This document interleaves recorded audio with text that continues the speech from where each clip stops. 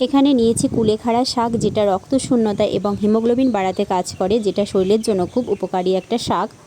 আর নিয়েছি দুটো বড় সাইজের শিঙি মাছ। এই দেখুন মাছটা কতটাই ভালো, মাছের ভেতরটা ডিম আর তেল কিন্তু দেখা যাচ্ছে। মাছটা অনেকটাই ভালো, দেখে নিশ্চয়ই বুঝতে পারছেন। মাছ দেখুন কত সুন্দর লাল লাল, নুন হলুদ দিয়ে মেখে আমি কিন্তু সর্ষের তেলে ভেজে নিয়েছি। এই যে, আর এখানে কিন্তু আমি এই যে সমস্ত শাকটাকেই ভালো করে বেছে নেব। শাকের আগাগুলোকে নিয়েছি আর পাতাগুলোকে সুন্দর করে বেছে ছাড়িয়ে নিয়েছি, ডান্টিগুলো আমি ফেলে দেব। আর এখানে গ্যাসে একটা কড়াই বসিয়ে দিয়ে দিলাম কিছুটা পরিমাণ সর্ষের তেল।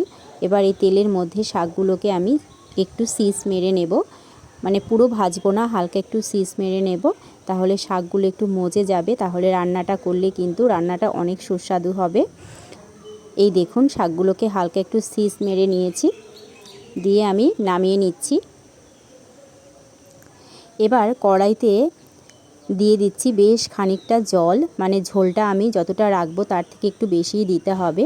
এবার দিয়ে দিচ্ছি 4টে চেরা কাঁচা লঙ্কা, এবার দিয়ে দিচ্ছি স্বাদ মতো নুন, আর দিয়ে দিচ্ছি একদম সামান্য পরিমাণে হলুদ গুঁড়ো, দিয়ে ভালো করে ঝোলটাকে নেড়ে চেড়ে দিয়ে একটু ফুটিয়ে নিয়ে মাছগুলোকে কিন্তু আমি এর মধ্যে ছেড়ে দিচ্ছি। মাছগুলোকে ছেড়ে দিয়ে আরও ভালো করে ফুটিয়ে নিতে হবে। এই ঝোলটা যত ফুটবে তত কিন্তু তরকারিটার স্বাদ দ্বিগুণ বেড়ে যাবে। এবার যখন ঝোলটা ফুটে এলো তখন কিন্তু এখানে আমি শাকগুলোকে অ্যাড করে দিলাম। এবার ভালো করে একটু নেড়ে চেড়ে দেব,